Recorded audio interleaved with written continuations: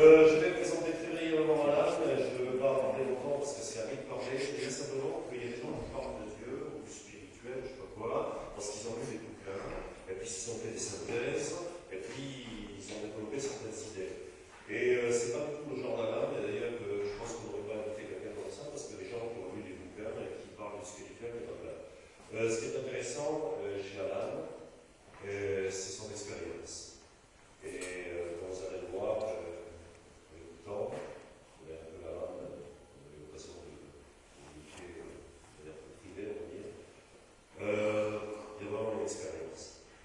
Une expérience de ce que ça peut être de toucher à des choses qui font mal, qui détruisent. C'est aussi une expérience de faire la connaissance de Dieu, Jésus-Christ, et d'être touché, d'être reconstruit. Et donc, c'est ces choses qui doivent vous parler, sachant que probablement ce qu'il a vécu, en tout cas, je souhaite que vous n'ayez pas vécu vous-même, en tout cas, écouter la Seigneur. Mais je pense que ça vaut le coup d'être écouté. Alors, je vous demande d'applaudir très fort, je laisse la parole.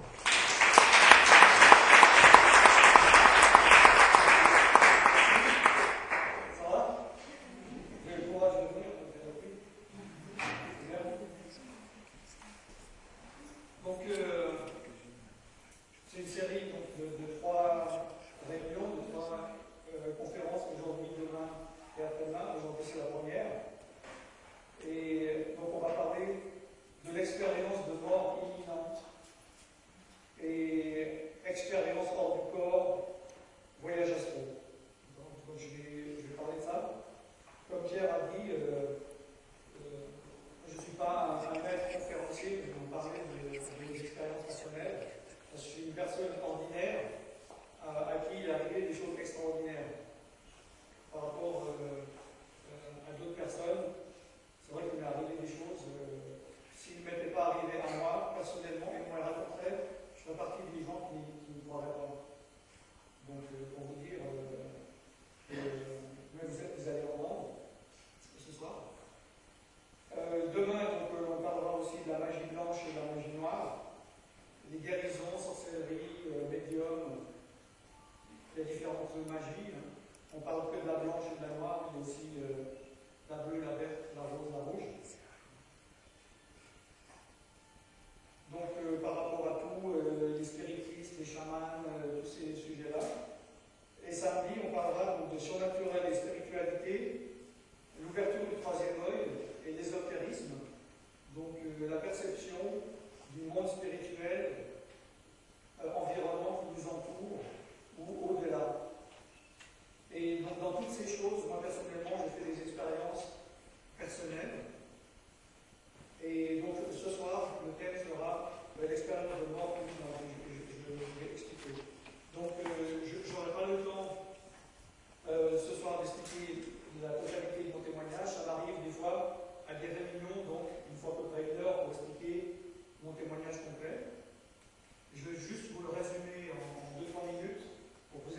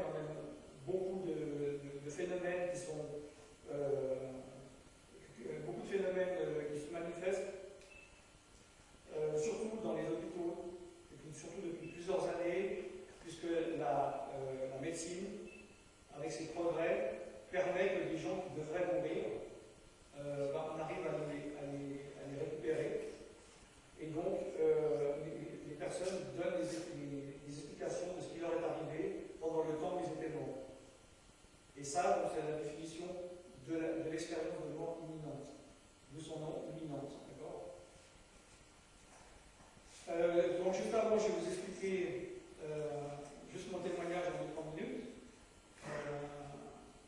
J'étais donc dans une famille qui pratiquait l'occultisme et qui était dans des sociétés secrètes en Haute-Savoie. Ils avaient jeté des sorts et tout ça sur plusieurs générations. Et j'avais des personnes, ma grand-mère par exemple, qui tirait les cartes. Et je ne me suis pas tellement intéressé aux choses spirituelles jusqu'à l'âge de 16 ans où par hasard, quelqu'un m'avait proposé de faire une expérience pour rigoler, transmission de pensée. C'était une personne, c'était une fille qui s'intéressait au surnaturel. Elle avait déjà fait, elle avait été sujet d'hypnotisme. Moi-même, devant moi, je l'ai vu se faire hypnotiser. Puis elle a dit, je vais faire un essai. Pour moi, c'était rigoler, comme on s'amuse certaines fois à faire tourner une table, ou bien des choses comme ça, je ne sais pas si ça vous est arrivé, juste par curiosité, ou invoquer un esprit, des choses comme ça. Et là, rien s'est passé, mais ensuite, j'ai vu, il y avait un paquet de cartes. Je me suis dit, je vais faire semblant de connaître son avenir. J'ai dit ça pour rigoler, en disant, je vais vous dire, tu vas partir en voyage, tu vas faire un héritage, vous voyez, des choses vraiment généralistes. Mais en fait, ce qui s'est passé, c'est que quand j'ai retourné la carte, en fait, j'ai eu des vrais flashs, puis j'ai eu des révélations réelles, des choses que je ne peux pas savoir sur sa famille, sur des membres de ses proches. Et là, moi j'étais le premier étonné, les personnes aussi. Et c'est comme ça que j'ai découvert, en fait, que j'avais différents dons et capacités spirituelles, entre autres de divination et de voyance. Et donc à partir de là, je me suis intéressé au monde spirituel, puis au pouvoir. J'étais intéressé à voir jusqu'où on pouvait aller, parce que je ne connaissais absolument pas le monde spirituel, vous voyez. Et comme moi j'avais des facilités, par rapport, je voyais bien, aux autres, la majorité des gens avaient aucune capacité, j'ai voulu explorer ça. Et j'ai commencé à essayer de lire des livres d'ésotérisme, des choses sur le bouddhisme, des choses comme ça. J'ai découvert, ça c'était dans les années 70, et j'ai découvert le phénomène de l'ouverture du troisième œil. Je ne sais pas si vous avez entendu parler, qui connaît? Ça, c'est une chose, donc, on parlera samedi, à l'ouverture du troisième œil. C'est pouvoir en fait voir le monde spirituel environnant. D'accord? Comme là, avec mes yeux physiques, ben, je le vois. Mais avec l'ouverture du troisième œil, ben, on a la possibilité de voir le monde des spirituels, des esprits, etc. Donc, je parlerai ça en détail samedi. Et j'ai vu ça, ce don, je me suis dit, vraiment, je ne pensais pas que ça existait, mais je l'ai vraiment désiré et en fait, je l'ai reçu d'une manière spirituelle et j'étais vraiment j'étais excité par cette idée de pouvoir voir ça. Je voyais l'aura des gens, l'esprit des gens, les couleurs, etc. Et puis, ensuite, je suis passé, malheureusement, plus loin à la magie noire, où là, on jette des sorts pour tuer, pour faire de mal aux gens. Ça, j'en parlerai demain. Vous voyez, la magie blanche, la magie noire, une différence entre les différents types de magie. Et c'est lors, donc, c'est juste après avoir jeté des sorts et puis tué des personnes que j'étais vraiment troublé, je vais expliquer ça tout à l'heure. Et j'ai fait une tentative de suicide, j'étais trop oppressé à cause de ce que j'avais fait. Et lors donc, de mon transport à l'hôpital, c'est là où j'ai eu cette fameuse expérience de mort imminente. Et donc, ensuite, je vous expliquerai la suite par rapport maintenant quand je vais vous expliquer cette expérience de mort imminente. Donc, en fait, si on regarde bien par rapport à la mort, il y a différentes doctrines de base. Il y a des gens qui croient que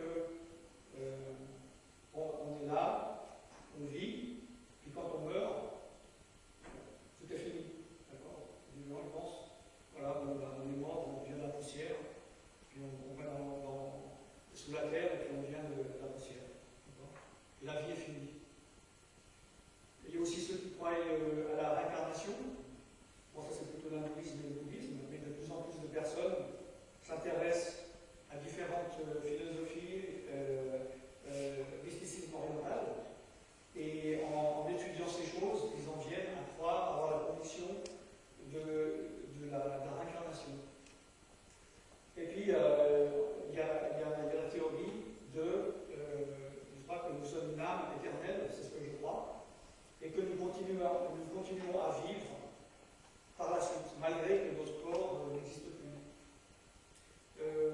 Avant mon expérience de mort imminente, moi je pensais que j'étais une personne éternelle, que j'avais une conscience de l'éternité, mais je pensais que je serais comme l'ombre de moi-même, ou seulement une partie de moi-même, d'accord?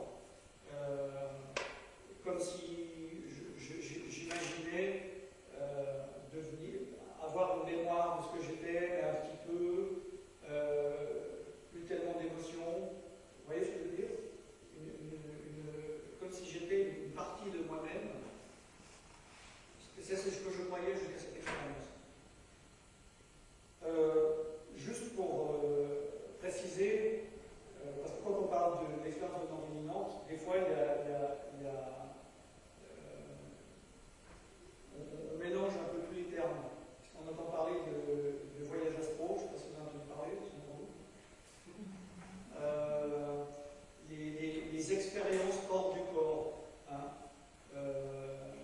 EHC, et bon, les choses comme ça. Donc en fait, tout est, comment dire, tout est regroupé sous le terme des expériences hors du corps. Une expérience hors du corps, c'est quelque chose qu'on sort du corps et on a une expérience. Dans cette expérience, il y a l'expérience de mort imminente, il y a le voyage astral, il y a les sorties de corps. Vous savez ce que c'est un voyage astral? Qui est-ce que c'est?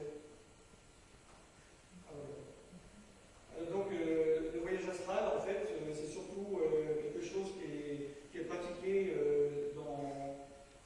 dans le mysticisme oriental, et puis dans le mysticisme oriental, ce sont des personnes avec des exercices qui peuvent volontairement contrôler la sortie de leur corps, et sortir et revenir. Une sortie de corps, qui n'est pas forcément une expérience de mort imminente, ça peut arriver lors d'un choc émotionnel, hein, par exemple, ou d'un accident. Et il y a différents types d'expériences. Même dans l'expérience de mort imminente, on en voit deux. C'est-à-dire, il y a celle où la personne dit qu'elle a l'impression d'être dans un tunnel, et puis, je ne sais pas si vous avez entendu parler, et elle a l'impression de voyager, mais elle ne sait pas si c'est un rêve, si c'est une réalité. Et puis il y a celle où vraiment on se retrouve à l'extérieur du corps. Donc moi, de ces expériences hors du corps, dans ma vie, on a arrivé deux. Donc je vais commencer par la première. C'était quand j'avais 12 ans, suite au décès de ma mère, j'ai eu un choc émotionnel. D'accord? Ce qui est normal. Et j'arrivais pas à m'en remettre. Et j'étais allongé dans mon lit. Et jusque-là, je n'avais fait aucune expérience spirituelle de toute sorte. Et puis là, tout d'un coup, justement, je me suis senti, je suis comme parti, je suis sorti de mon corps. Et donc, je n'avais jamais entendu parler de ça. Des fois, on peut se dire, on a entendu une histoire, et puis parce qu'on l'a entendu, on se la revit. Hein. Il y a même certains psychiatres qui utilisent ce raisonnement pour expliquer des choses, dire que ça n'existe pas, par exemple, comme le satanisme.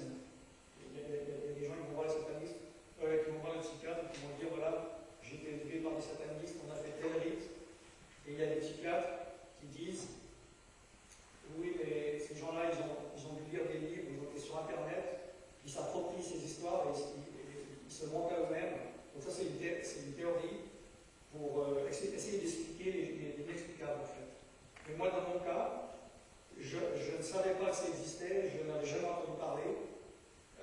C'était en 70, il n'y avait pas de livre qui parlait de ça, Internet ça n'existait pas. Et donc je suis sorti et j'ai comme passé dans un tunnel. Et j'allais déjà vite, et le tunnel passait de différentes couleurs et j'étais de plus en plus vite. Et donc c'était mon esprit. Et je devais vraiment aller pas des milliers de kilomètres, mais il n'y avait aucune pression. Vous comprenez? Parce qu'on est dans le domaine spirituel, donc ce n'est pas la même chose que dans le monde matériel. Les lois ne sont pas les mêmes. Et je ne sais pas pendant combien de temps, parce que le temps est différent aussi, le temps est relatif, mais le temps est différent dans le monde spirituel. Mais s'il fallait calculer en kilomètres terrestres, je devais faire des millions de kilomètres, tellement ça allait vite. Et tout à coup, je suis arrivé dans un endroit, donc je savais que je montais dans ce tunnel. Donc je suis arrivé dans un endroit qui, à mon avis, avait l'impression d'être dans un endroit élevé. Et là, tout était blanc. C'était comme un monde spirituel. Et je me suis retrouvé devant une personne qui était immense. Pour vous dire, par exemple, par rapport à un être humain, je vais faire un demi-centimètre. Donc j'étais vraiment petit. Et je voyais qu'il y avait la forme d'un corps humain. Il y avait comme des pieds, des bas pieds, une cheville. Mais il y avait comme une nuée, comme un nuage à partir des chevilles et jusqu'en haut. Donc en fait, je voyais que cette nuée était là parce que je n'avais pas le droit de le voir. D'accord? Ne me demandez pas qui c'était parce que je ne sais pas. Je peux donner des interprétations, mais je ne sais pas. C'était un ange, je ne sais pas. C'était Dieu, je ne sais pas. Jésus, je ne sais pas. Aucune idée. D'ailleurs, tout à l'heure, on va faire questions-réponses. Hein. Si vous avez des questions par rapport à ce que j'ai dit, vous pouvez poser des questions. Et cet être m'a parlé en français et il m'a dit, il m'a montré. Donc moi j'étais quand même assez étonné, donc je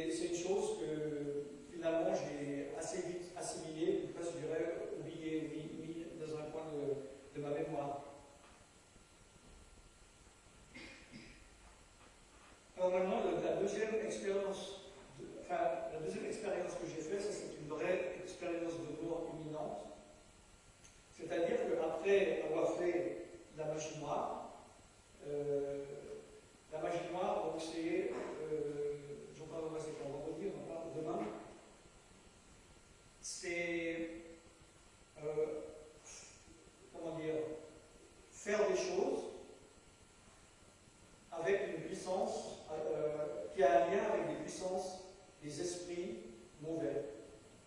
D'accord? C'est-à-dire que sur cette terre, il y a des personnes, il y en a des bons, il y en a des mauvais, mais dans le monde spirituel, invisible à l'œil, il y a aussi des êtres. D'accord? Il y a des entités qu'on appelle des esprits, c'est-à-dire des personnes, des êtres non incarnés, d'accord, qui ne sont jamais venus dans un corps. Et ces êtres, ils ont la fonctionnalité de notre âme. C'est-à-dire qu'ils ont un intellect, ils ont une volonté, ils ont des émotions. D'accord? Ils ont une conscience, du bien et du mal, comme nous. Et il y en a qui font le bien. On appelle en général des anges de Dieu. Puis il y en a qui font du mal. Alors on appelle les esprits mauvais, les démons. On appelle aussi dans la Bible, ils le nomment les anges de Satan. Et ces êtres, donc, dans le ciel, il y a un combat entre le bien et le mal, entre ces êtres qui ont une volonté opposée. D'accord? Et ces esprits mauvais font tout pour essayer de garder sous l'esclavage des êtres humains. D'accord? Donc il y a un combat, nous on est une cible, et ces esprits, qu'ils soient bons ou mauvais, ont un certain pouvoir. Parce qu'en fait, l'esprit humain en lui-même n'a aucun pouvoir en lui-même. Et s'il a un pouvoir spirituel, ça vient d'un esprit. Hein? De différents esprits. L'esprit de Dieu, l'esprit mauvais. D'accord? Et donc, moi j'étais appliqué avec ces esprits mauvais. Et le problème, c'est que dans le monde spirituel, il y a des lois spirituelles. Et selon ce qu'on fait, de bien ou de mal, il y a des conséquences. D'accord? Il n'y a rien qui se fait sans qu'il y ait des conséquences. C'est comme sur cette terre, quoi qu'on fasse, il y a une conséquence. Hein? Bonne ou mauvaise. Si une des lois de la terre fait que bon, il y a la gravité, et que si je saute de 100 mètres, ben, je ne vais plus, d'accord. Il y a une conséquence. Je dois me soumettre à la loi terrestre. Maintenant, que je connaisse ou pas cette loi, si je saute, je meurs. Si je suis d'accord ou pas d'accord, je saute, je meurs. Ça, ce sont des choses terrestres on connaît assez rapidement les lois.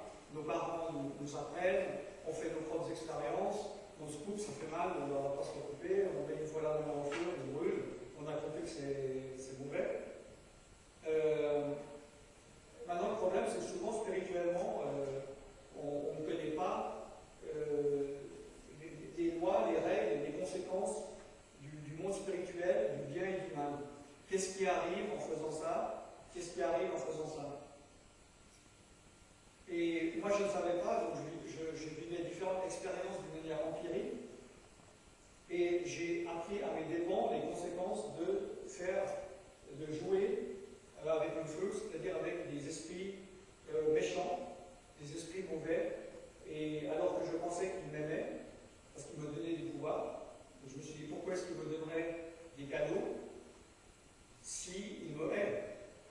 Vous comprenez le raisonnement? Parce que je ne connaissais rien de rien, donc j'ai appris avec le plus fort, en fait, que j'avais donné le droit à certains esprits sur ma vie, sur mon corps, en faisant certaines alliances avec eux. Et donc, pour sortir de cette... j'en parlerai plus en détail, je ne veux pas trop rentrer justement dans ce sujet, j'en parlerai demain. J'étais tellement oppressé que je me suis dit, bon, bah, pour moi, il n'y a qu'une solution, c'est mourir. Hein? Parce que je me suis dit, je ne peux pas supporter cette souffrance ici-bas avec cet esprit qui m'oppresse, qui m'avait possédé. Et je me suis dit, heureusement, dans la vie, il y a une chose qui est bien, c'était la mort. Parce que je voyais ça comme une porte de sortie. En cas de problème, comme une sortie d'emergency pour le feu. On se dit, si jamais il y a un problème, il y a une sortie qui est prévue, et on sort et on est sauvé du danger. Et moi, je me disais, au moins la mort, elle est là, c'est la porte de la fin des souffrances, la fin des problèmes, enfin tout va s'arrêter, soit tout s'arrête et je ne me souviens de rien, donc c'est tout du bénéfice, ou bien je continuerai à vivre, mais j'aurais oublié tout ce que j'avais fait sur la terre. Et donc j'ai pris des médicaments et on m'a découvert, j'étais pris à l'hôpital et chemin faisant, alors que j'étais inconscient, que j'étais complètement inconscient, tout d'un coup je me retrouve donc à l'extérieur de mon corps. Hein, je flottais à 1 ou 2 mètres en dessus de mon corps. Donc je ne comprenais pas ce que c'était. Là encore, ça c'était, je sais pas, en 76. Donc je n'avais jamais entendu parler de ce phénomène. Le premier livre qui a été écrit là-dessus, c'était du docteur Moody. Je crois qu'elle a été écrit en 76, à l'année où il m'est arrivé, mais il n'était pas disponible en Europe, je crois qu'il était traduit seulement l'année d'après. Et je n'avais jamais entendu parler de ça, je ne savais pas ce qui m'arrivait. J'étais en dehors, je voyais le monde spirituel environnant, je voyais les choses matérielles, je voyais la voiture, je voyais les gens, il y avait quelqu'un à côté de moi. Et je ne comprenais pas, je me suis retourné, j'ai vu un corps complètement abaché, je me suis reconnu aux amis, je me suis dit tiens, ça c'est moi, parce qu'il m'avait rhabillé en fait pour aller à l'hôpital, donc j'ai dit ah, ça doit être moi. Et il y avait quelqu'un à côté qui me secouait, qui pleurait, tout ça, qui était très excité. Et j'étais comme relié à mon corps par, comme un cordon ombilical spirituel. Je savais que j'étais encore relié. Puis tant, ça je ne peux pas vous expliquer pourquoi je savais, mais tant que j'étais relié, il y avait une possibilité de retourner. Vous comprenez? Mais que si ce cordon était coupé, il n'y avait plus aucune possibilité de retour. Demandez-moi pourquoi je sais, mais voilà. Et donc je me suis dit, c'est fantastique cette dimension. Et donc je me suis retourné devant pour voir ce qui m'attendait. Je me suis dit, c'est super, je suis mort. Mais j'étais étonné parce que j'étais à 100%. C'est-à-dire tout ce que je fais maintenant, moi je l'étais à l'extérieur. Il n'y avait absolument rien de laissé à l'intérieur comme j'imaginais. C'est-à-dire il y avait ma volonté, il y avait mes pensées, mes émotions, ma conscience, ma mémoire, mes sensations, tout, le 100% était là. Et j'étais vraiment étonné parce que c'est pas du tout ça à quoi je m'attendais. Et à cause de mes pratiques avec des liens avec des esprits mauvais, évidemment, j'ai regardé un peu le monde spirituel qui allait m'attendre. Puis là, il y avait un comité d'accueil qui m'attendait. C'était pas des gentils. Et là, j'ai vu que j'étais pas prêt à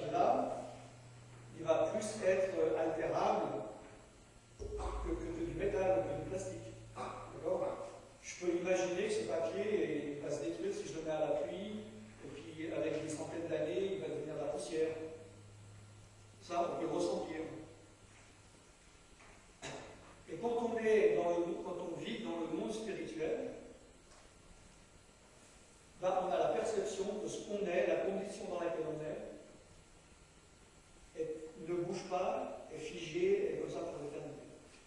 Vous comprenez ce que je veux dire? Et c'est pas du tout comme ça que je concevais, parce que moi je croyais plutôt à la réincarnation.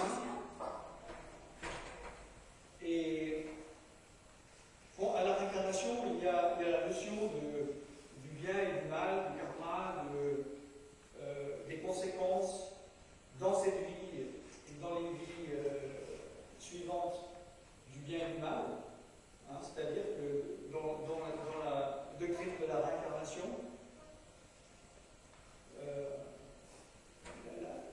la vie suivante, où on revient dans un corps, ou dans une mouche, ou dans une fleur, peu importe, c'est une conséquence directe de la manière dont on se serait comporté ici.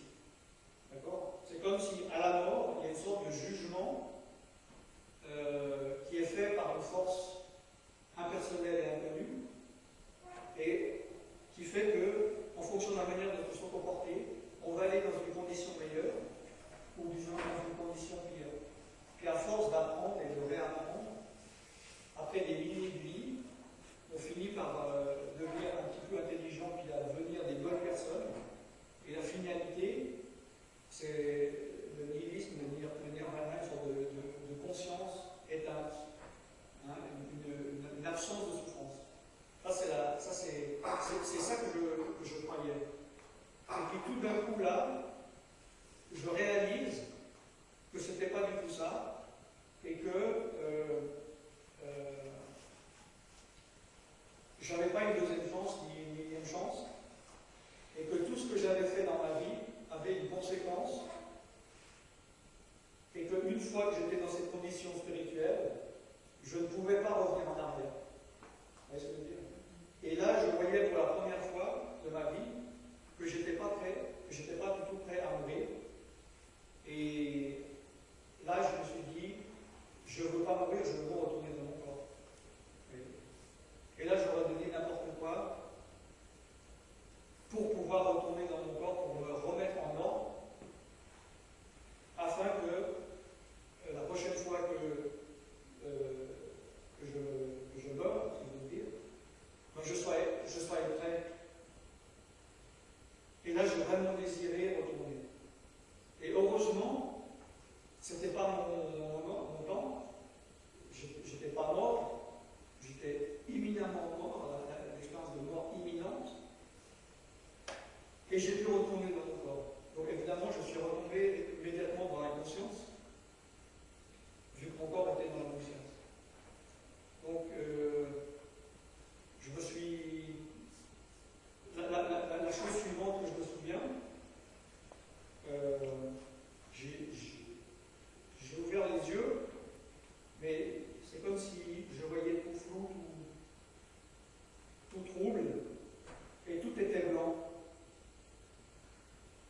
Et c'est comme s'il y avait. C'était baigné de lumière, c'est comme une lumière aveuglante. Et je ne voyais pas distinctement, et j'ai vu quelqu'un qui s'approchait, personne toute blanche. Et elle m'a dit, comment ça va, monsieur? Moi, je me suis dit, mais je suis au paradis, là. Et j'ai dit, ça va, je suis où? Il me dit, vous êtes à l'hôpital. Parce qu'en fait, malgré que c'était l'hiver, je crois que c'était 2 jours plus tard, il faisait du soleil. J'étais dans un endroit, il y avait une baie vitrée, il y avait du soleil, et il m'avait donné des médicaments, et je voyais pas flou, je voyais flou. Et au début, je pensais que j'étais mort.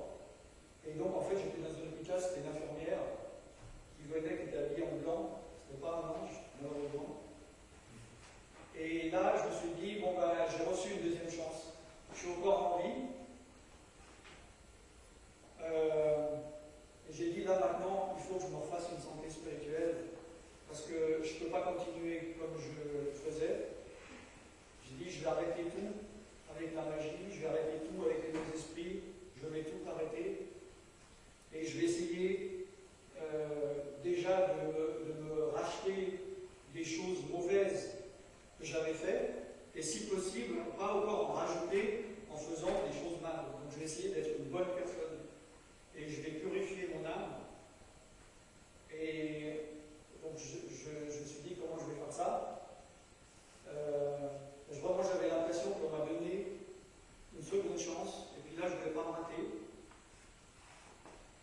Donc j'ai réfléchi, je me suis dit, bon, ben, la seule chose que je connais, c'est le yoga, la méditation. Parce que mon père, donc, il faisait le yoga, la méditation, et c'est la seule chose que je connaissais. Je me suis dit, voilà, je vais me purifier l'âme, me purifier l'esprit, faire la méditation, me purifier les pensées, ne plus faire de mal, ne plus aller avec des esprits mauvais, seulement aller vers les bonnes choses, les bons esprits. Donc là, je suis devenu vraiment très sérieusement. Je faisais la méditation, je faisais le yoga, 24 sur 24, en cours de la respiration, les positions du yoga. Je suis devenu végétarien. Et je sentais que j'avais moins d'angoisse. Et c'est comme si je m'éloignais de la noirceur des ténèbres dans lesquelles j'étais. Je sentais des présences mais plus apaisantes. Mais en même temps, je sentais que j'avais un vide. Que c'est comme si plus je passais du temps à essayer de me purifier, et puis plus je me trouvais en face de mon propre vide spirituel. Parce que des fois, on peut se dire, voilà, c'est comme si on a un vide, et puis on fait des choses pour ne pas voir le vide, mais essayer de le remplir.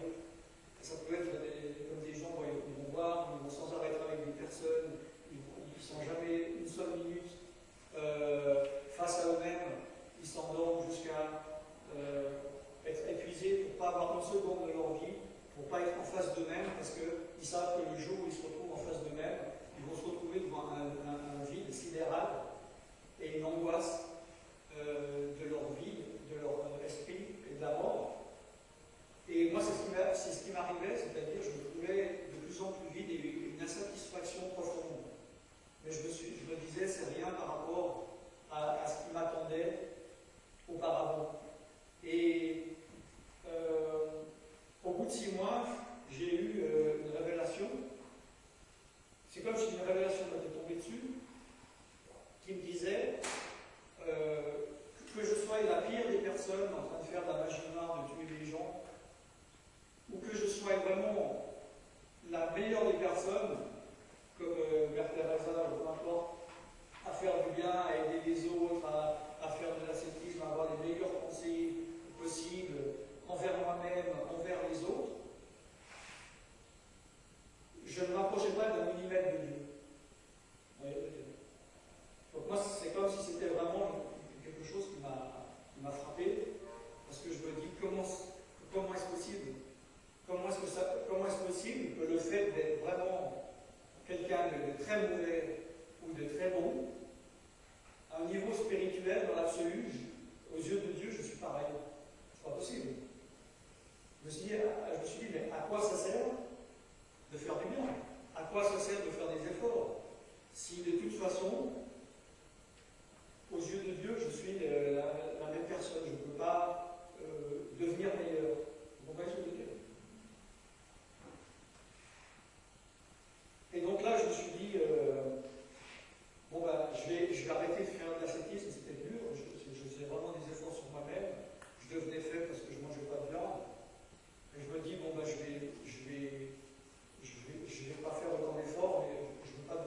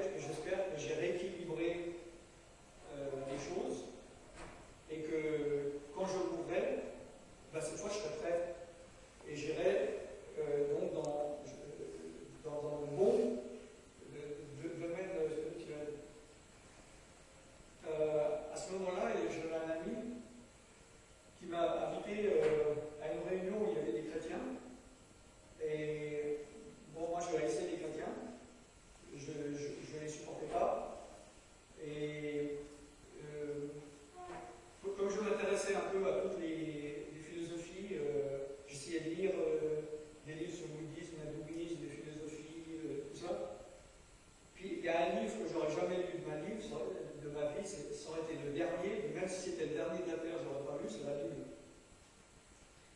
Parce que pour moi, c'était un livre, je sentais, c'était un livre manipulé, et puis vraiment, il ne faut pas s'en approcher, quoi. J'avais envie de vomir quand j'y pensais. Les chrétiens me donnaient envie de vomir aussi, et puis Jésus me donnait envie de vomir aussi. Donc, vous voyez que je n'avais pas envie de m'approcher de ces gens-là. Mais vraiment, bon, cette personne, il a vraiment insisté. Et il m'a mis à l'aise, il m'a dit déjà, bon, c'est pas dans une église, c'est chez quelqu'un, c'est pas des vieux, c'est des jeunes. Il amenait sans arrêt des arguments. Et finalement, il m'a tellement cassé la tête, j'ai dit, bon, ben, je viens une fois, à la seule condition que tu m'en parles plus jamais. Pour ça, je me suis dit, je vais être tranquille. Il m'a dit, d'accord. Alors, je suis arrivé là-dedans. Et bon, il y a un gars qui commençait à parler, c'était un jeune, il avait une Bible dans la main, et je me suis dit, bon, ben, je vais pas m'écouter, mais malheureusement, j'ai rien compris à ce qu'il racontait, parce qu'il utilisait des mots chrétiens, vous savez, des longs mots à extension, rédemption, tout ça. Donc j'ai vite compris à partir de la première phrase qu'il n'y avait rien à comprendre. Je ne parlais pas cette langue. Donc j'ai arrêté d'écouter. Je disais à mon copain, bon, qu'est-ce que maintenant, je pensais qu'il arrête de parler, que c'est qu'on part d'ici. Moi j'ai fait ma part du contrat, dès qu'on est dehors, toi il faut que tu respectes ta part et que tu ne vas pas plus jamais ces chrétiens. Et bon, le gars il parlait, mais il y avait deux mots qui sortaient de ce qu'il disait. J'entendais le mot Jésus et j'entendais le mot croix. C'est-à-dire j'entendais souvent. C'est-à-dire, c'est comme si, tu sais, on entend quelqu'un parler sans écouter, ça fait blablabla. J'entendais comme blablabla, la croix, blablabla, Jésus, blablabla, la croix, blablabla. Et là, vraiment, ces deux mots, ils commençaient vraiment à m'énerver. Je me suis dit, mais pourquoi est-ce qu'il les dit autant? Et bon, je comprends, il parlait de Jésus, de la croix, de mort, des songes, je ne sais pas quelle histoire. Moi, je me suis dit, je vais partir ici. Et à un moment donné, je l'ai regardé, et comme je vous ai dit, pour ça, j'en parlerai c'était samedi, j'avais l'ouverture du troisième œil pour voir le monde spirituel, les esprits, ce qu'on appelle les fantômes, d'ailleurs, j'en parlerai samedi, les différences entre les appellations, les esprits, les fantômes, les démons, les manifestations, etc. Donc, j'ai vu son aura. Son aura, c'est l'esprit de la personne, c'est l'âme de la personne. Et d'habitude, les gens que je voyais, même des gens entre guillemets très spirituels dans les doctrines orientales, avaient une aura très, très sombre, très peu énergétique. Et là, il avait vraiment comme une aura très blanche, très puissante, très pure. Je n'avais jamais vu une aura aussi pure, d'ailleurs, elle était à son ultime puissance et pureté. Donc moi, je me suis dit, moi qui recherchais la puissance spirituelle, je me suis dit, cet homme-là, il a la puissance spirituelle ultime. Parce que malgré qu'il parle de Jésus et qu'il dit qu'il est chrétien, je vois que cet homme a la puissance spirituelle ultime que je cherche et que je veux. Alors je me suis dit, à la fin de lui partir, j'étais lui parler. Je voulais savoir d'où il avait reçu ses puissances et je voulais savoir comment il pouvait me la transmettre. Et je me suis dit, bon, ben, le fait qu'il est là, qu'il parle avec sa Bible dans la main, c'est comme une apparence. Parce que pour moi, les chrétiens n'avaient aucune puissance spirituelle. C'était des gens ennuyeux et tristes. Et je me suis dit, c'est pas possible que ce gars ait trouvé une puissance pareille dans sa Bible. Donc j'ai été vers lui, mais il me reparlait de nouveau de Jésus et tout ça, de la croix. J'ai dit, bon, ça va être plus dur que prévu, mais ce gars-là, je ne vais pas le lâcher tant qu'il ne donne pas ses secrets. Alors je suis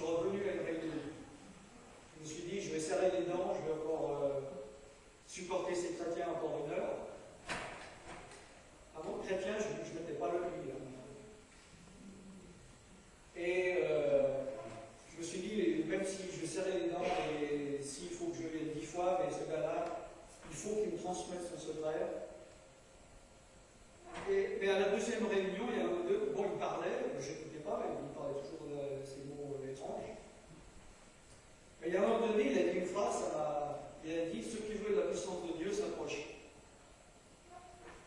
Alors moi j'ai entendu ça, je me suis dit: c'est bon ou jamais. Comme ça, je n'aurai pas besoin de le redire 10 fois, il va me donner sa puissance, il va me transmettre sa puissance. Alors dès qu'il a dit ça, j'ai couru, et je suis arrivé, j'étais le seul, je pense qu'il était étonné, parce qu'il pensait que j'étais le dernier qui s'était venu. Moi je me suis dit: donne-moi ta puissance, et puis je rentre chez moi. Et là il a dit: bon, ferme les yeux, j'ai fermé les yeux. Mais alors là, de nouveau, j'ai fermé les yeux, c'est comme si je voyais la croix. Hein? Puis, je ne veux pas dire que je voyais Jésus, mais c'est comme si je voyais deux choses, c'était comme Jésus et la croix. Ces deux mots que je ne supportais pas auparavant. Et j'ai dit, c'est comme si c'est un esprit nouveau. En fait, après j'ai appris que c'était l'esprit de Dieu, je ne savais pas à l'époque. J'étais beaucoup en communion avec les esprits. Donc cet esprit, il me pointait vers Jésus à la croix. Et moi, j'ai dit: non, non, mais je ne veux pas Jésus, je ne veux pas cette croix, moi je suis là pour la puissance spirituelle. Enlève-moi ce Jésus, cette croix, et donne-moi la puissance. Et cet esprit de nouveau, l'esprit de Dieu, a remonté, m'a dit: si tu veux la puissance, tu passes par Jésus, tu passes par la croix. Moi j'ai dit: non, non, c'est exclu. Je ne veux pas de ce Jésus, je ne veux pas de cette croix. Pour moi, c'était un ennemi, et c'était exclu que je fasse quoi que ce soit avec ce Jésus-Christ. Et donc là je m'attendais à ce qu'il me lâche avec cette affaire, et que cet esprit me donne la puissance. Mais alors là, tout d'un coup, il m'a donné une révélation. Il m'a montré une vision. Vous voyez? Alors, il y a différents types d'esprits qui peuvent donner différents flashs, différentes visions. Mais je ne sais pas si vous connaissez l'Esprit de Dieu, mais quand l'Esprit de Dieu vous dit quelque chose, c'est du sérieux. Puis vous le savez, et puis vous ne pouvez pas changer. Ce que Dieu a tordu, vous ne pouvez pas le refaire droit, et ce que Dieu a mis droit, on ne peut pas le tordre. Et donc cet Esprit de Dieu m'a montré une vision, et m'a montré que dans cette vie que je menais, il me restait 6 mois à vivre. Il m'a montré une vision avec le temps exact, il m'a montré où, il m'a montré comment, il m'a montré quand j'allais mourir. Et comme moi comme j'avais cette expérience de mort imminente, je savais que je n'étais pas prêt, il était exclu pour moi de mourir dans ces conditions. Et là, j'avais reçu de la part de l'Esprit de Dieu le fait que j'allais mourir dans 6 mois. Exactement, je savais comment ça allait se passer. Et sachant que je n'étais pas prêt, j'ai réfléchi en moi et je me suis dit: il faut que je fasse un effort sur moi-même, parce qu'il est exclu que je passe mon éternité dans l'état dans lequel j'avais vu lorsque j'avais fait cette expérience de mort imminente. Et donc là, malgré que je haïssais et je ne supportais pas ni Jésus ni cette croix, je comprenais que cet esprit, l'Esprit de Dieu, me montrait que pour sortir de cette malédiction, il fallait que je passe par Jésus, il fallait que je passe par cette croix. Et donc, j'ai dû capituler. S'il y aurait eu une autre solution, je l'aurais prise, mais je savais que dans mon cas, il n'y avait aucune autre solution. J'ai entendu par la suite beaucoup de témoignages des gens qui disaient: oh, moi j'étais triste, puis un jour j'ai rencontré Jésus, c'était merveilleux, j'étais content. Moi j'étais pas content. Parce qu'à ce moment-là, je n'ai pas fait ça par joie, j'ai fait ça pour sauver la peau. Parce que dans ma situation, et dans ma destinée adamique, si je veux dire,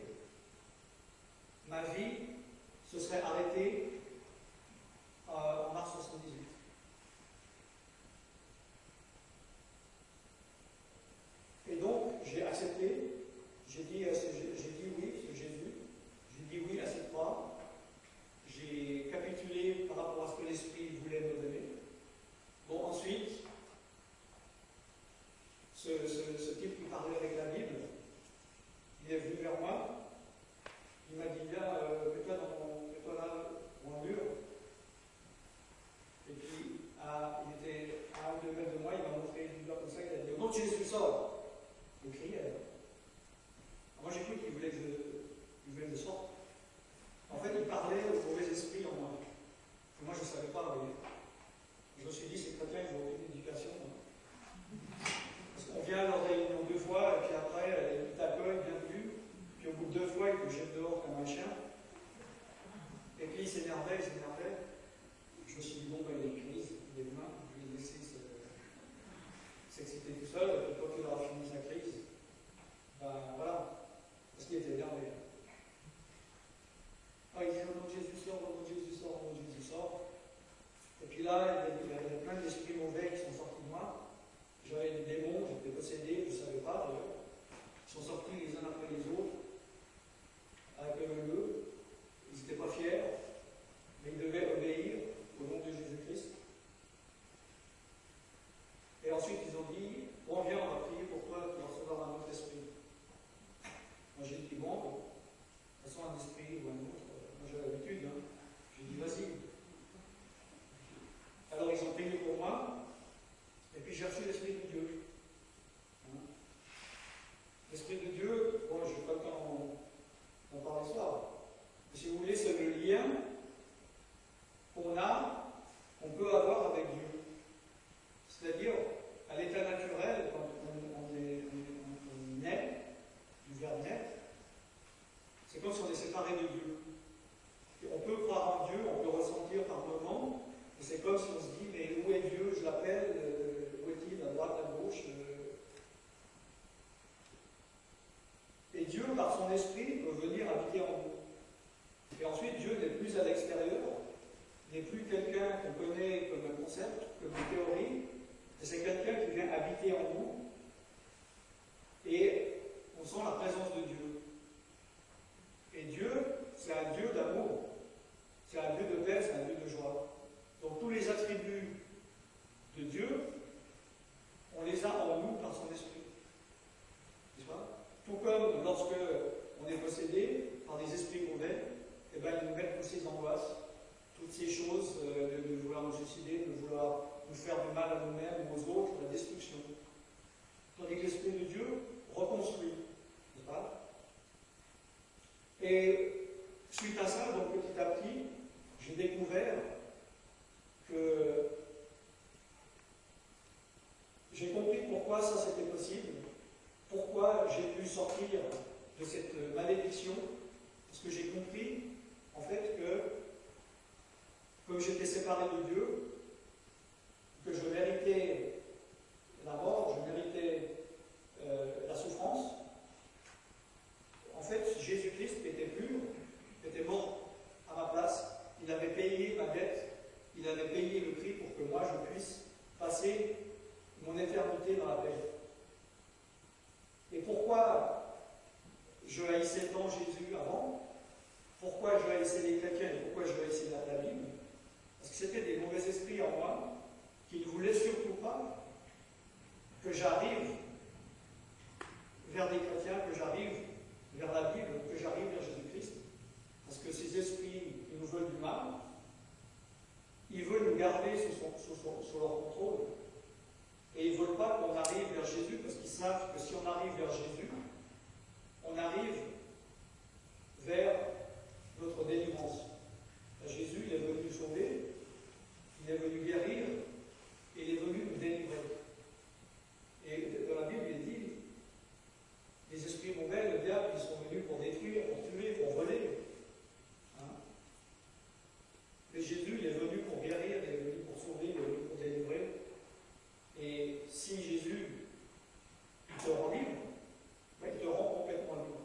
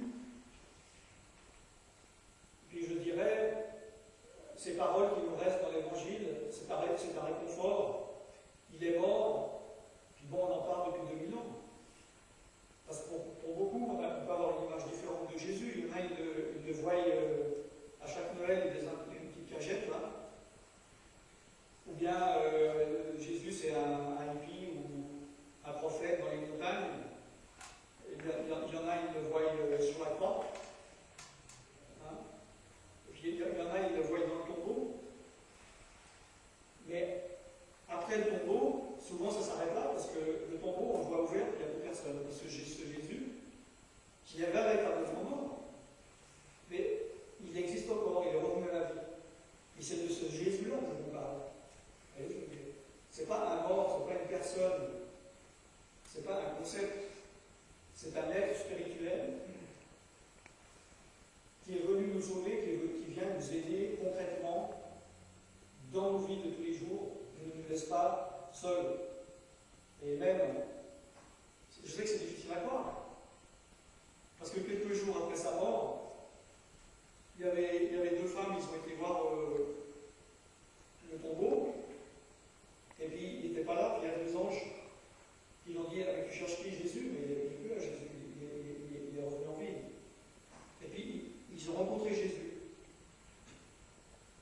Alors ils étaient vraiment complètement excités, ils ont couru vers les autres disciples, les collègues à Jésus, avec qui il avait passé 3 ans.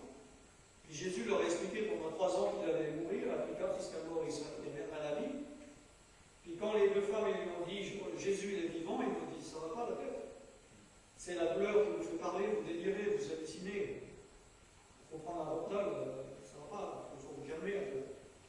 Donc même 3 jours après que Jésus est revenu à la vie, déjà les gens ne croyaient pas. Hein? Et après, Jésus il a apparu à des autres personnes et il leur a reproché leur dureté de cœur. Et il a dit, vous n'avez pas cru ceux qui vous ont dit qu'ils m'avaient vu. Voyez. Alors, c'est d'autant plus peut-être difficile d'imaginer maintenant, 2000 ans après, il y a pu me dire, ça fait 2000 ans qu'il est vivant, qu'il peut aider les gens, et il ne fait rien. Pourquoi? Pourquoi alors s'il est mort pour nous restaurer, pour nous purifier, pour nous laver, pourquoi on vit dans le monde dans lequel on vit? Parce que Dieu, Jésus-Christ, il aide ceux qui lui demandent de l'aide. Et il y a des fois où je parle avec beaucoup de personnes qui me disent, mais pourquoi Dieu ne m'aide pas? Quand tu lui demandes, tu lui as demandé, il dit non. J'attends qu'il m'aide. Et j'ai dit, bah demande. Donc moi je veux dire. La Bible dit, demandez et vous recevrez. Il est dit, approchez-vous de Dieu, et lui s'approchera de vous. Il n'est pas dit, attendez que Dieu s'approche de vous, pour que vous vous approchiez de lui. Vous voyez? Lui, il a fait un premier pas, il a envoyé Jésus, Jésus est mort à votre place. Il a fait ce pas. Maintenant, vous avez un pas à faire, c'est d'accepter ou de refuser ce sacrifice, d'accepter ou refuser ce que Jésus a fait. Jésus-Christ, envoyé de Dieu, il est dit, il y a un seul médiateur, il y a un seul chemin qui vient à Dieu, c'est Jésus-Christ. Maintenant, vous pouvez dire, non, moi je ne crois pas à ce Jésus, il ne m'intéresse pas, je ne veux pas qu'il m'aide. Ben, Dieu, il vous laisse libre, parce qu'il nous laisse le libre arbitre. Par contre, si vous avez envie de le connaître, si vous avez envie de voir si vraiment il est vivant, si vraiment il peut faire quelque chose dans votre vie, et ben c'est à vous à faire un pas et à dire, bon ben Jésus-Christ, je ne sais pas si tu existes, je ne sais pas si tu es vivant, je ne sais pas si tout ça c'est du baratin, mais si tu existes, révèle-toi à moi. Si tu existes, prouve-moi, montre-moi, convainc-moi que tu es le seul chemin qui n'a pas d'autre. Si tu es sincère dans ton cœur, Dieu va se révéler. Vous comprenez? Donc, j'aimerais cependant qu'on passe juste quelques minutes à réfléchir si on peut juste baisser les têtes et se mettre dans un moment de recueillement pour que peut-être fermer les yeux, pour que chacun il se mette devant sa propre conscience. Ensuite, on va passer à des questions-réponses. Donc, ceux qui n'ont pas envie de réfléchir à ça, n'en réfléchissez pas. Laissez respecter ceux qui ont envie, qui ont besoin de le faire. Puis après, on passera aux questions-réponses. Donc, je demanderai si vous pouvez baisser vos têtes pour que chacun puisse se sentir en liberté, seul devant Dieu. Personne ne vous regarde. Et si vous avez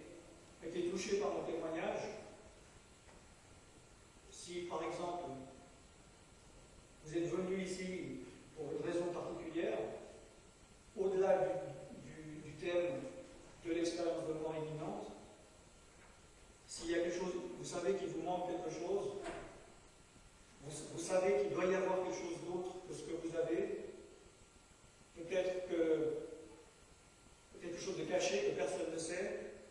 Peut-être vous paraissez quelqu'un voilà, de sympa, de cordial, d'heureux. Puis en fait, en vous-même, c'est peut-être un désastre. Peut-être que vous savez qu'il vous manque quelque chose, vous êtes esclave de quelque chose qui est plus fort que vous. Vous n'arrivez pas à vous sortir d'une situation que seul vous connaît. C'est pour ça que c'est important que ce soit entre vous et Dieu. Il n'y a pas besoin que ça passe par un homme. La seule chose qu'il vous demande, c'est que vous vous confiez à lui, que vous invoquiez le nom de Jésus-Christ, que vous lui demandez de l'aide, et vous verrez qu'il vous répondra, parce qu'il est venu pour ça. L'Esprit de Dieu dont j'ai parlé tout à l'heure, qui était présent dans la pièce où j'étais et qui est venu me convaincre, il est ici ce soir présent. Et si, dans ce que vous avez entendu, vous êtes convaincu de quelque chose, même de choses que je n'ai pas invoquées, c'est entre vous et Dieu. Dieu est en train de montrer quelque chose. Si vous avez envie de faire un pas vers Dieu, je vais vous lever la main, je vais prier pour vous. On fait juste ça quelques minutes. Il n'y a aucune pression. Vous faites ça entre vous et Dieu.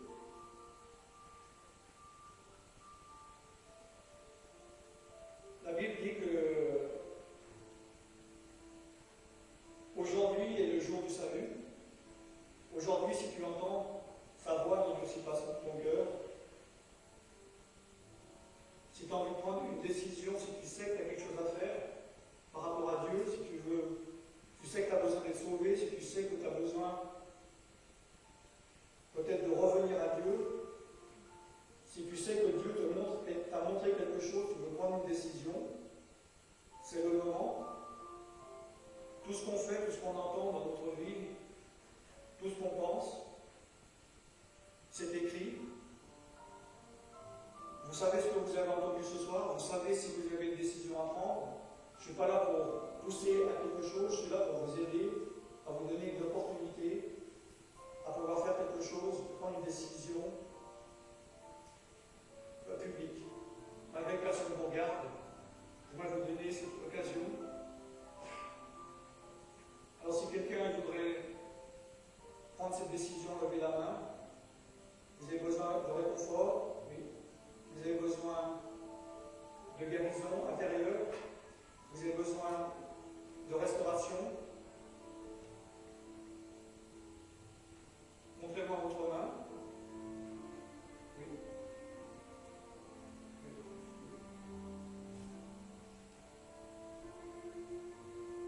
Je vais vous laisser réfléchir encore. 30 secondes, je ne vais pas faire trop long.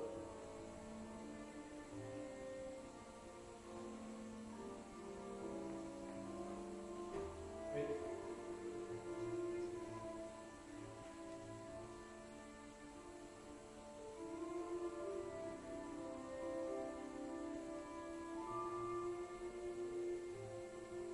Ce que je vais simplement vous demander, c'est que les personnes qui ont levé les mains, après si vous voulez, vous pourrez aller discuter avec les personnes qui ont les badges, les conseillers, et vous pouvez exprimer votre cœur, dire ce quoi vous avez besoin. Vous avez besoin de prière, vous parlerez avec eux pour vous sentir libre. D'accord? C'est un moment important, c'est un moment capital, parce qu'il y a des décisions qu'on prend, qu'on ne prend pas, qui ont des conséquences éternelles.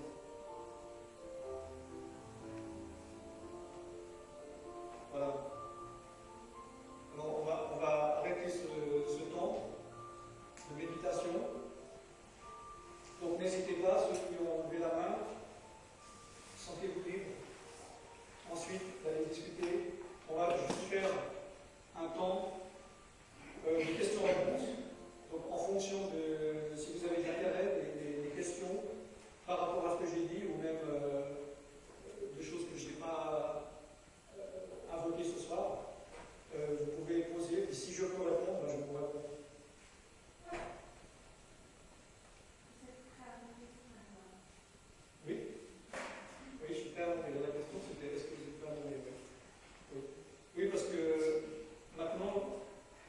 où je vais, et où je vais n'a rien à voir avec ce que j'ai fait ou pas fait. Je ne vais pas aller dans le bon endroit parce que j'ai fait plus de bien que de mal. Hein, c'est le cas dans l'islam, c'est le cas dans la doctrine de la réincarnation. Mais je vais au paradis grâce à ce que Jésus-Christ a fait pour moi. Et moi, la seule chose que j'ai fait, c'est d'avoir accepté ce sacrifice. C'est comme si vous avez, je sais pas, vous faites un accident,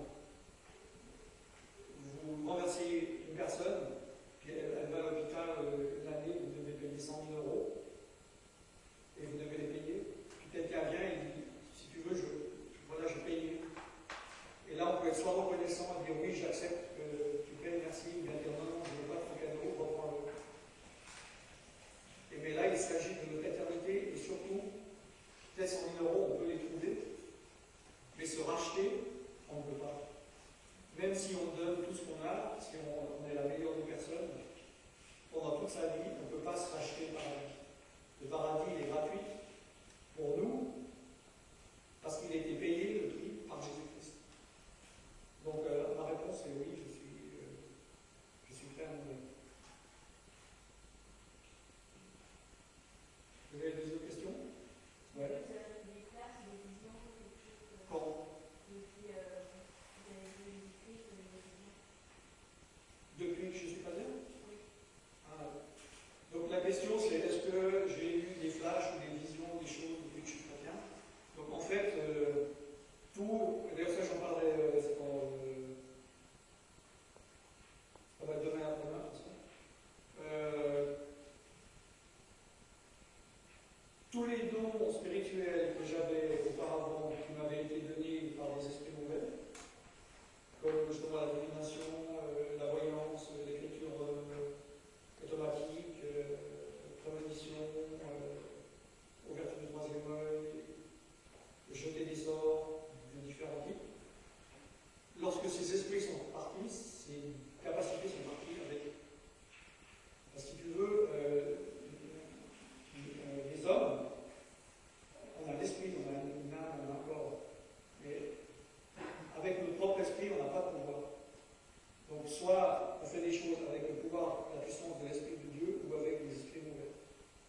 Donc, ces pouvoirs-là sont partis, vu que les esprits sont partis. Et quand l'Esprit de Dieu est venu en moi, il m'a donné des autres types de capacités. Je ne sais pas si ça répond à la question. Vous êtes différentes, je ne vais pas me vanter des capacités. Chacun reçoit des capacités particulières par rapport au travail qu'il fait, par rapport à ces choses. Maintenant, quand je parlerai de l'ouverture du troisième œil, de voir des choses du monde spirituel, ce n'est pas forcément mauvais. Ça dépend avec quel esprit c'est fait. Comment je veux dire. On voit que Pierre, Jean et Jacques, ils ont vu la transfiguration de Jésus, ils ont vu Moïse, ils ont vu voilà, Élie, il a vu des gens de feu. Ça dépend qui donne la capacité. Dieu peut donner des choses pour l'avenir, des prophéties.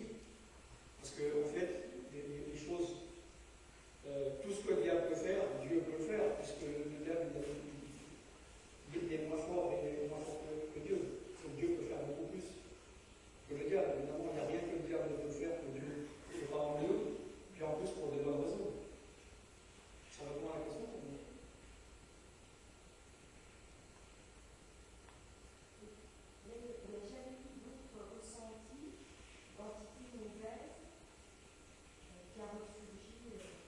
Depuis que je suis chrétien? Donc la question c'est est-ce qu'il n'y a pas eu aucune résurgence ou de manifestation? C'est-à-dire bon, la mémoire, elle est là, je sais ce que j'ai fait, je peux y penser. Bon, ça dépend, il y a des gens, par exemple, je connais une femme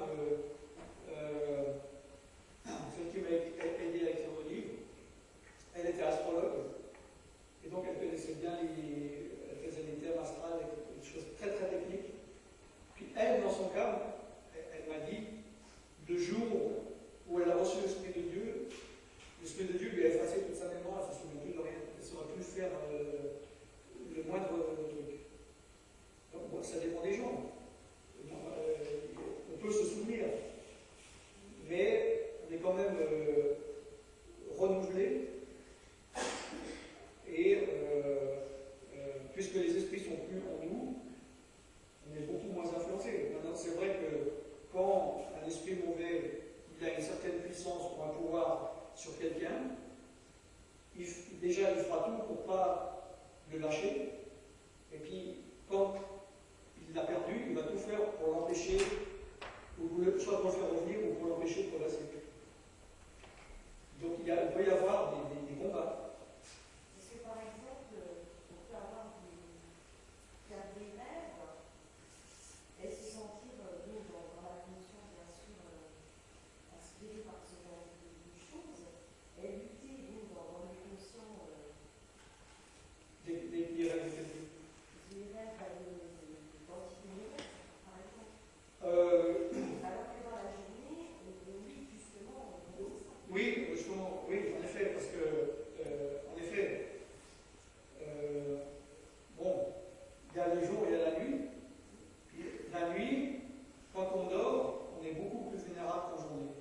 Donc c'est un moment où c'est vrai que des esprits mauvais, mal intentionnés, profitent énormément pour venir attaquer ou embêter des gens, soit non chrétiens ou chrétiens.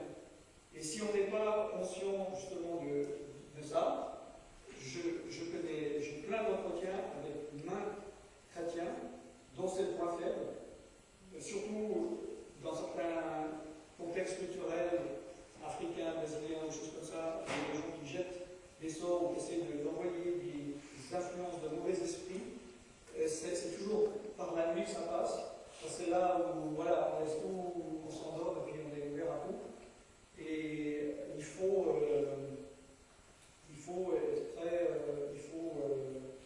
être vigilant la nuit, en tout cas remettre la nuit ça c'est une grande porte ouverte. Non mais avant de dormir. Ah oui, c'est une préparation psychologique. Spirituelle, ouais. Mais bon, je ne peux pas, parce que peut-être qu'il y a des gens qui ne s'intéressent pas à ce sujet-là, ou ils font moins bien que ce que je suis en train d'inventer. Mais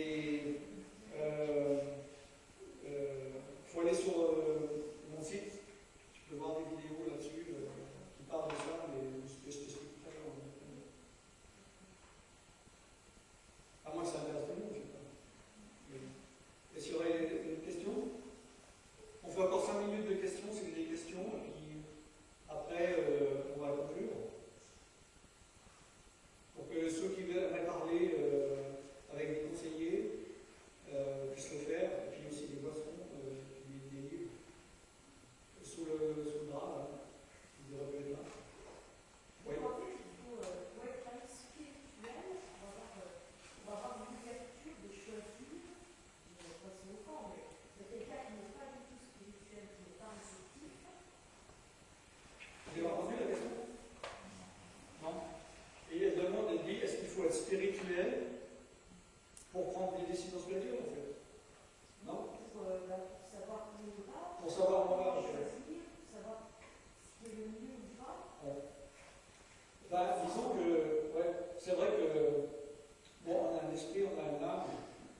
Puis l'âme, elle fonctionne, bon, l'âme, c'est la psyché, c'est la psychologie, c'est l'intellect, la volonté, les émotions. C'est ce dont s'occupe la personnalité humaine. C'est de ce dont s'occupent les psychologues. Maintenant, l'esprit, c'est ce qui nous permet d'être en communion avec Dieu. C'est vrai que dans l'état naturel, on est séparé de Dieu. Il y a certaines personnes qui ont quand même une certaine activité spirituelle, soit bonne ou mauvaise. Hein, il y a des gens qui ont depuis enfants, ils sont médiocres, tout ça, ou bon, il y en a qui sont chrétiens, ou il y en a qui sont hindouistes, ils prient des entités. Il y a des gens qui ont une activité spirituelle, et il y en a qui n'en ont pas. D'ailleurs, malheureusement, il y a des chrétiens qui n'ont pratiquement pas d'activité spirituelle. C'est pour ça qu'ils vont mal.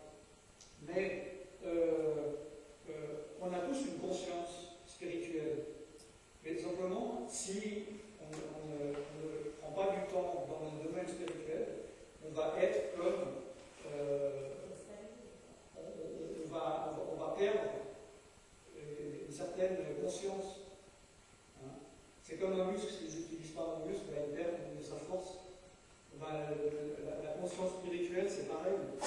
Et si on ne fait pas des choix spirituels, en effet, ben, on perd l'acuité spirituelle. Et c'est pour ça que c'est important, si vous lisez la Bible, vous allez vous trouver sans cesse devant des choix à prendre. Et puis ça aide à pouvoir se poser des questions spirituellement. Dans un livre, la Bible, il est dit, voilà, je mets devant toi la vie et la mort. Choisis la vie et vis. Ou bien choisis la mort et meurs. Ça fait partie de son évolution. Ben oui. Oui. Mais, il y a un moment donné, c'est pas parce qu'on fait rien qu'on n'a pas de problème. C'est-à-dire qu'on est dans une situation où spirituellement, rien ne stagne. C'est comme dans la vie. Regardez un arbre, un immense arbre de 100 ans. Vous voyez, on est dans 20 ans, vous voyez qu'il est le même, alors que chaque seconde, il n'y a jamais rien qui s'est arrêté. Donc spirituellement, c'est pareil, on ne peut pas, la neutralité n'existe pas, on ne peut pas dire je prends pas de décision, moi je suis comme les Suisses, ça n'existe pas la neutralité. Hein? Donc on est d'un côté ou de l'autre, et une non-décision est en fait une décision. Hein? Si vous dites, est-ce que tu dis oui, puis tu dis je ne veux pas dire oui, tu dis non. Il n'y a pas de neutralité spirituelle. Une petite dernière, si